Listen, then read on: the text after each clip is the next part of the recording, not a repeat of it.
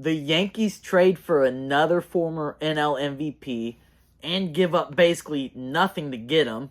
So, what's that mean for the Cubs for saving the $27 million per year owed to Cody Bellinger? And what's that mean for the Yankees for taking that money on? Is Plan B officially over? Plus, the Yankees finally introduced Max Fried. They had the press conference today at noon. And he looks surprisingly good clean shaven. That doesn't happen very often. You definitely won't see me without my beard. At least I hope not. And then finally, Nolan Arenado says, no, I do not want to go to Houston. And he rejects to waive his no-trade clause. That is what we're going to talk about today, Wednesday, December 18th. So let's jump right into it. Okay, so the official trade is that the Chicago Cubs receive Cody Petit, or relief pitcher, and then the New York Yankees receive Cody Bellinger, and then $5 million cash. Now, the way that the $5 million works, apparently, is that 2.5 goes towards this year, and then 2.5 goes towards next year if he decides to opt in, because he's got a player option after this season.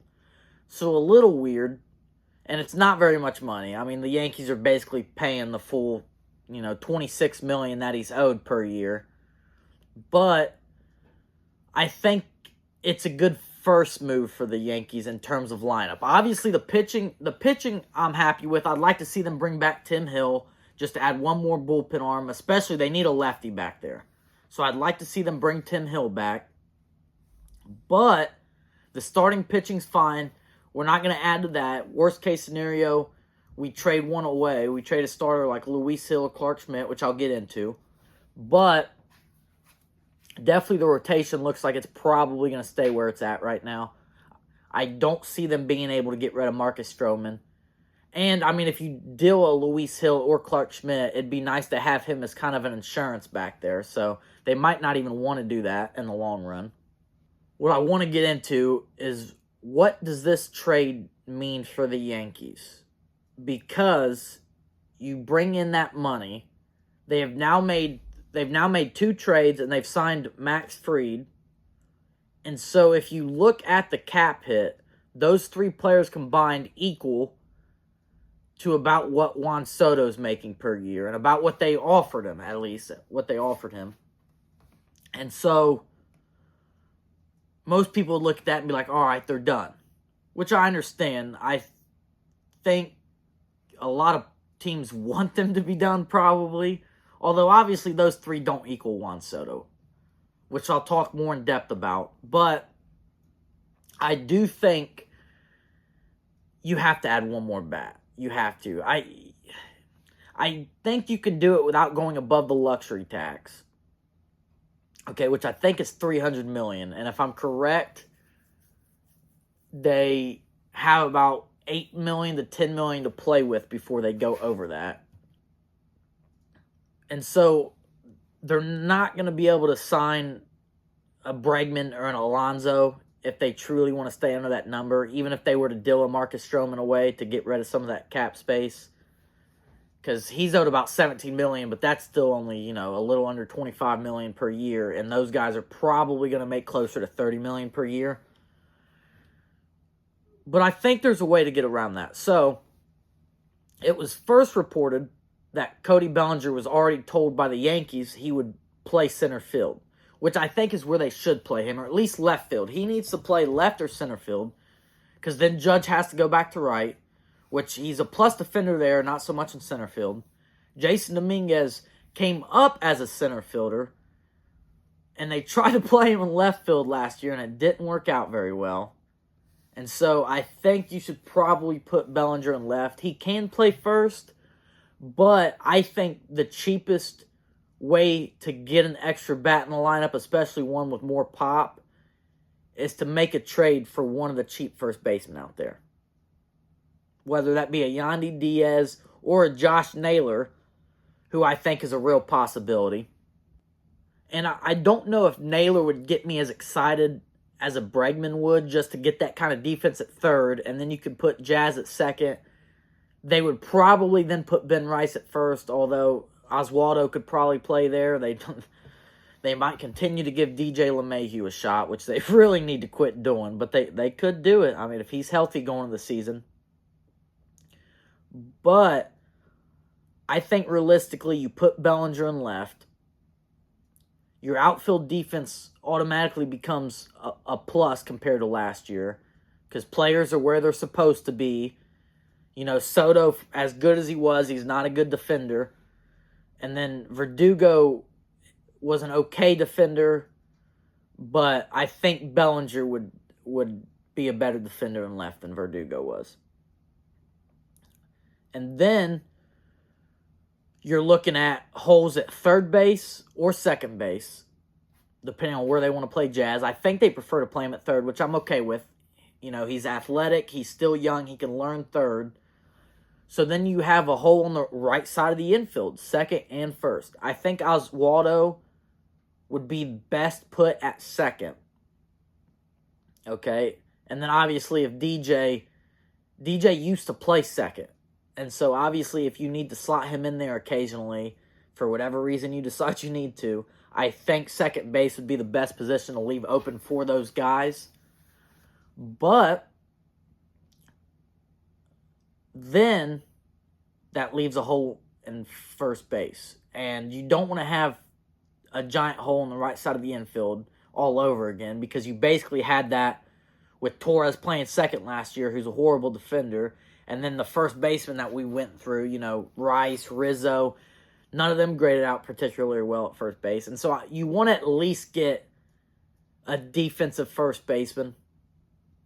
And then you look at the Yankees, and right now they are in desperate need of another lefty, even with adding Cody Bellinger.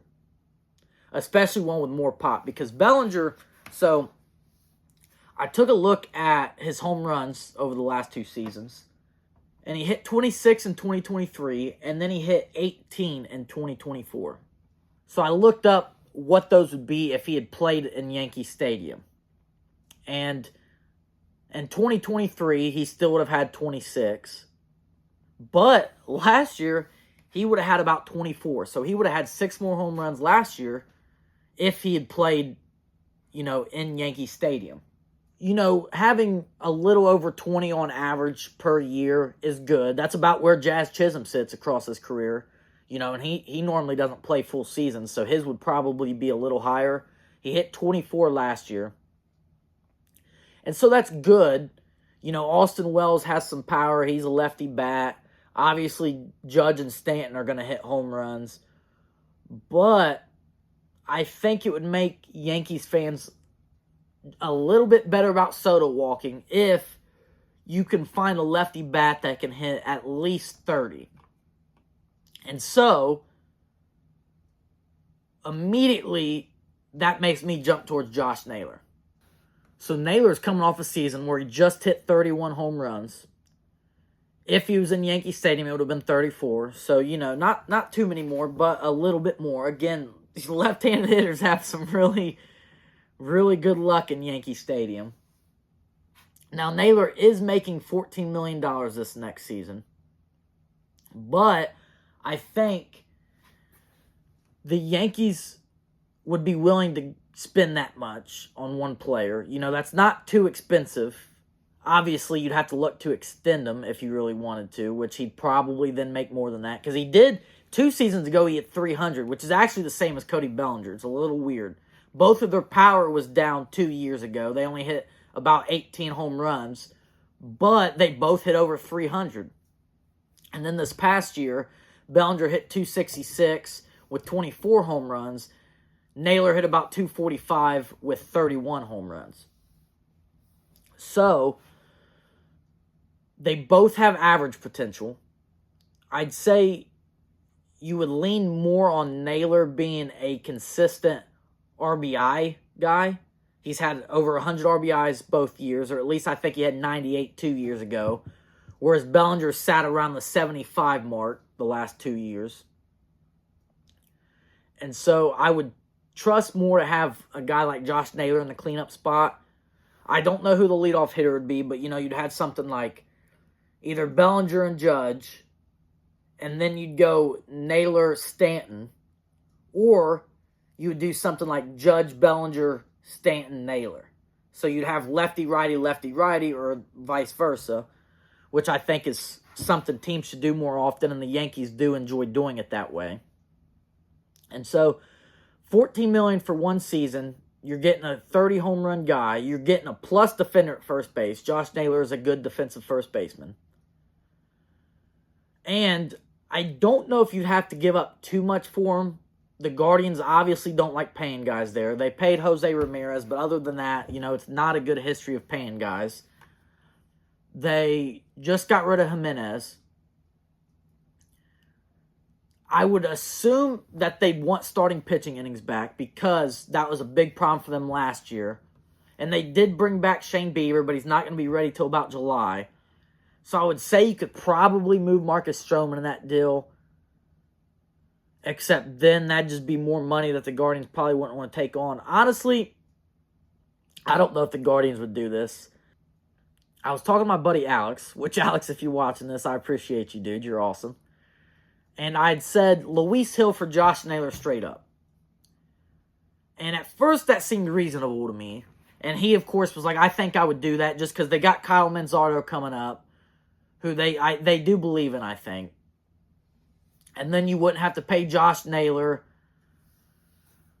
But it's hard breaking up him and Ramirez, man. Them two guys are fun to watch. That's one of the more fun duos to watch in baseball, just the constant threat. But then I started to think about it, and I don't know if the Yankees would do that trade. I think that Guardians would because they're really good at tapping into pitching. Luis Hill just won Rookie of the Year, and Naylor's still young. I think he's only 28. And so it's not like it'd be an outrageous, one-sided deal. But I think if the Yankees were going to offer Luis Hill or like a Clark Schmidt, I think they might want Clase back too, dude. I really do. Because, again, I don't think the Guardians are going to want to pay Clase. Let me check to see when he becomes a free agent. Okay, so Clase makes $5 million this coming season. Then $6.5 million. And then he's got 2 club options for $10 million. So those would probably get declined, I would assume. But he's got a couple years of control. And so they could keep him. I guess $5 million for somebody like Clase is not that bad. But they just continue to bring up bullpen guys. And they just continue to shove, man. I mean, they still have Cade Smith. He'd probably immediately go into closer role. He was so dominant last year. Hunter Gaddis would probably be the setup man.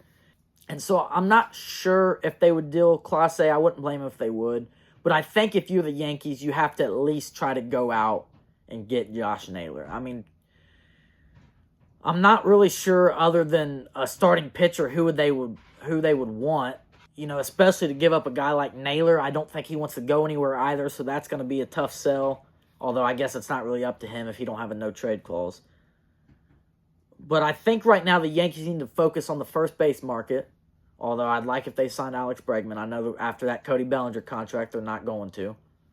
I'd focus on the first base market because then if you could get a stud first baseman that plays plus defense, that lineup is looking really good, especially if he's a lefty. If you have to get a righty, it is what it is. But another name that was brought up, or that I'm seeing a lot of rumors of, is Yandy Diaz from the Rays, which the Rays are always willing to trade people. They trade everybody away all the time. Diaz is 33, so he's about 5 years older than Naylor. He doesn't have the pop. He hit 14 home runs last year. He hit 22 the year before. You're looking at somebody that's a career 290 average hitter. He had his best year last year. He hit 330 when he hit the 22 home runs. But this year it fell down to 281 and then 14 home runs. I assume he plays okay defense at first base. And so I wouldn't be mad about that move. You could probably get him for cheaper than you'd get Josh Naylor. But why not go big, man? I mean, to add somebody like Josh Naylor in that lineup, it still wouldn't be Soto, but it would be a really good plan B. It'd make me and a lot of Yankees fans happy. Now, what I said earlier about the whole, those guys still don't match Soto. I mean, statistically, they just don't. Soto had 8 WAR by himself, and the 3 guys, Fried, Williams, and Bellinger, had 6.5 combined WAR. Now, Williams was hurt for some of the season. I know Fried had a little stint on the injured list. And I think Bellinger, he played, but I'm pretty sure he had fractured his finger from getting hit by a pitch. And so that might all, affect the season outlook, especially in terms of WAR. But you go out, you get Josh Naylor. He had 1.5. So all 4 of them guys combined finally equal what Juan Soto put up in WAR. And for those of you who don't know what WAR is, which I assume if you're watching this, you probably do, but it's wins above replacement. So basically, how many wins a player adds to your team compared to the average, bench player. Soto's just that good, man. And all those guys would equal, I think, $10 million more than Soto would be making this season. And so, look, plan B is not as good as keeping Soto. I don't think anybody would argue with that. But it's also not a straight-up offensive replacement of Soto, and I kind of like the direction in which plan B seems to be going for the Yankees. Pitching and defense, Bellinger's a better defender. Josh Naylor would be a better defender at first than what we've had. Obviously, Fried is the ERA leader in Major League Baseball over the last 5 seasons, and Garrett Cole's second, I'm pretty sure, so that's nice. And then Williams obviously is an elite closer, so it's different. It's a different direction, but I think if the Yankees are not done after Bellinger, I'd like to see one more move. I'd love to see Bregman, but I just don't think they're going to be able to afford it.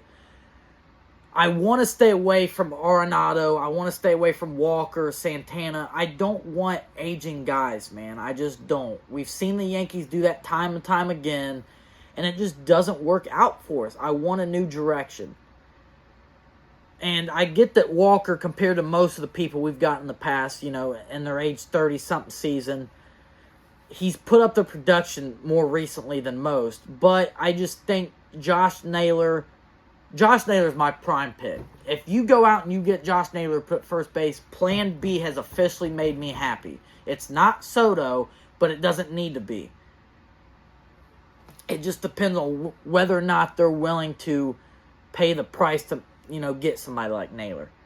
I'd also like to see them bring back Tim Hill, but that's a small price, and that's not really a big move. So, yeah, I mean, that's pretty much it on my Yankees thoughts.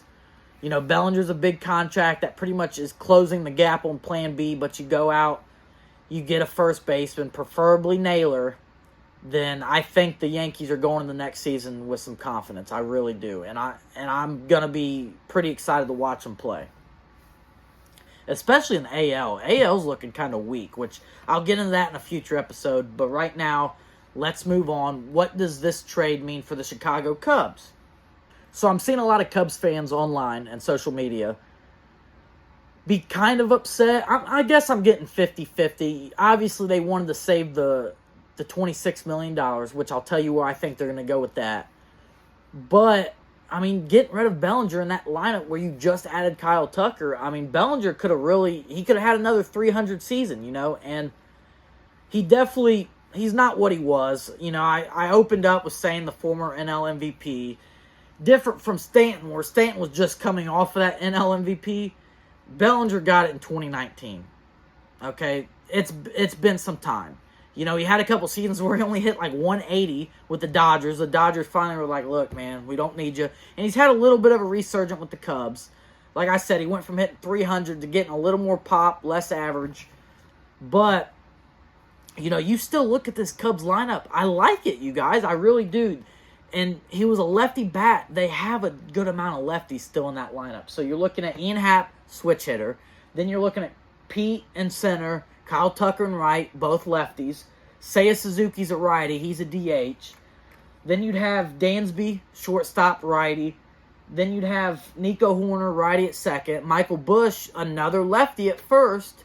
Miguel Amaya, who's probably hitting 8th or 9th in the lineup. He's a righty.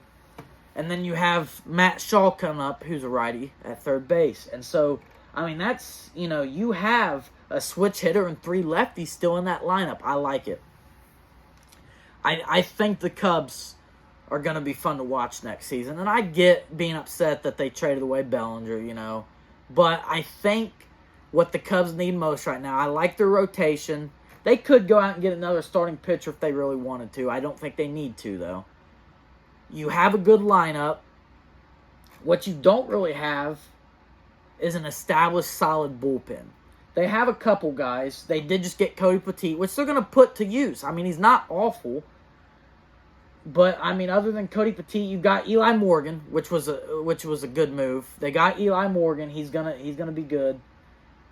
But I'd love to see them go and spend that $26 million on maybe at least one more closer, whether that be Jeff Hoffman, Tanner Scott, Carlos Estevez, maybe 2. If they could get 2 of them guys, dude, the Cubs are gonna be a threat. But I think if they go out and they get one more starting pitcher, whether it be a Bueller or a Flaherty, because I don't think they're going to get Corbin Burns. He's going to want way too much money. But I think there's a couple ways the Cubs can go, and I think it's all going to be on the pitching. I think their lineup's set. They're happy with their lineup. I think any move from now on for the Cubs is going to be either in the bullpen or the starting rotation, and I think Cubs fans should be excited. This team is starting to look really good. I'm excited that the Cubs finally, in that division, we don't see many moves in that division. The Cardinals in the past, we saw him go get Goldschmidt. We saw him go get Arenado. Hasn't really worked out for him. And, Milwaukee's always somehow competing, even though they just keep trading their best players away and getting, nobody's going to be surprised when Caleb Durbin hits 350 next year. I mean, it's just, that's what the Brewers do, man. But the Reds are young. The Reds went out and they got another pitcher. So you got to compete in that division, man. I mean, it really every year is a toss-up. I think now the Cubs are the favorites, if you're looking at, the sports book. But I can see why. I think the Cubs are going to be good, and I think fans should get excited. Now, finally, we'll end it on the Arenado thing. So, apparently, it's come out that a trade was accepted between the Astros and the Cardinals. I'm not sure who the Cardinals are going to get back. If anybody else was going to go to the Astros, maybe like a Helsley, their closer, or maybe a Goldschmidt. Maybe they was just going to get a 1-2 punch. But Arenado, he didn't waive his no-trade clause. He said, I don't want to go play in Houston. And there's a couple reasons that may be. I think the main one is probably is bad blood. The Astros got caught cheating. A lot of players and a lot of teams still hold resentment towards them. They get booed a lot. Obviously, that was years ago, but sports fans don't forget stuff like that. And Bellinger actually, there was a funny interview, a couple years ago where he was basically saying he was disappointed, that Altuve stole an MVP away from Judge, which is true. He should have 3 MVPs, but we won't get into that right now. And so I'm sure there's other guys around the league, that maybe didn't speak up, but that feel that way. And so I think part of that is why Arenado doesn't want to go there. Another part could be that maybe they want him at first base. They need a first baseman. They obviously just got Paredes at third. So maybe they were like, hey, we're going to use you as a first base. Come over here. And he's like, I'm not going to do that, Or maybe they were going to move Paredes to first and let him be at third. Maybe he just don't want to play in Houston. Maybe he don't think Houston's a good city. Maybe he don't like the fan base. There's a couple factors.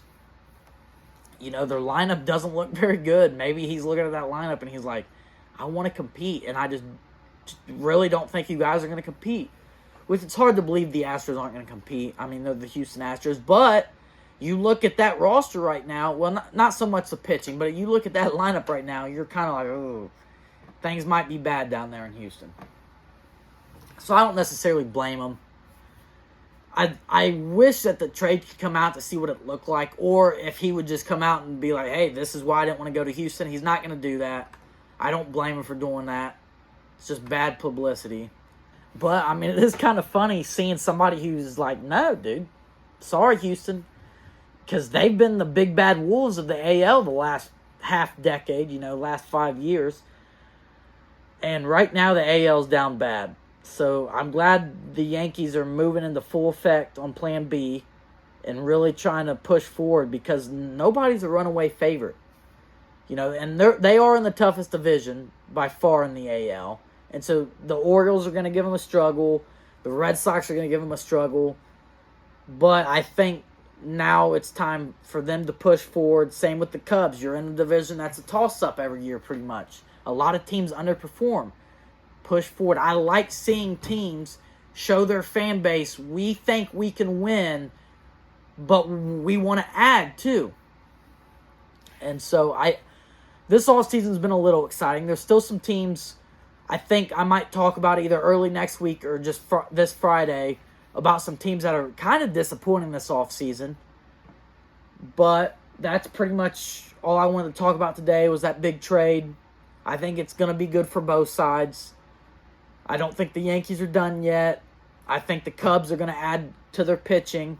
And then I just wanted to briefly talk about Arenado just because I thought it was a little bit of a surprise he didn't want to go to Houston. But, Houston's a hot topic right now, dude. And they have been, I guess, since they got caught cheating. But we'll see what happens with Arenado, whether or not he gets dealt somewhere else. And we'll see if Houston adds, from the free agent market, if they bring back Bregman, if they make more trades. Yes, we still got the outfielders left to sign. We've still got a lot of starting pitching. And so just stay tuned, guys. I appreciate you tuning in, obviously, like always. I appreciate all the support. I'd love for you guys to comment. Let me know if you wanted the Cubs to keep Bellinger or if you're glad they got rid of that money. What move you want to see the Yankees make that you think would improve them to almost the Juan Soto level, because I don't think anything's going to, reach the Juan Soto level.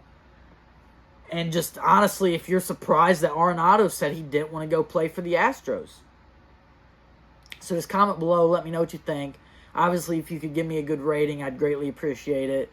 If you're not following me on Spotify or you're not subscribed to me on YouTube, make sure to do that. Give me a thumbs up, give me a like. I look forward to the next episode, and I look forward to all the dominoes that are getting ready to fall this offseason. It's going to continue to be fun, and just get ready for what's coming.